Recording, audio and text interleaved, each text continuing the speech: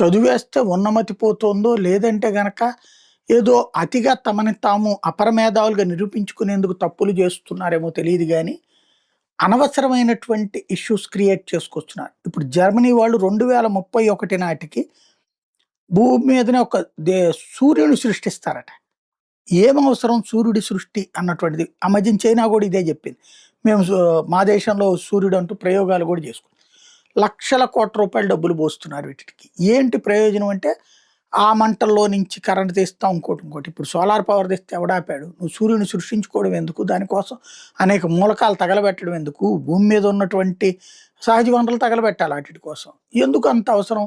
గతంలో రాక్షస జాతికి కనుక రోజుకొక్కళ్ళని బలించినటువంటి తరహాలో మహాభారతంలో భీముడెళ్ళి చంపొచ్చేది అట్లాగే గదా! అలాంటి సిట్యుయేషన్ ఇప్పుడు ఇక్కడ కనబడుతుంది మనకి.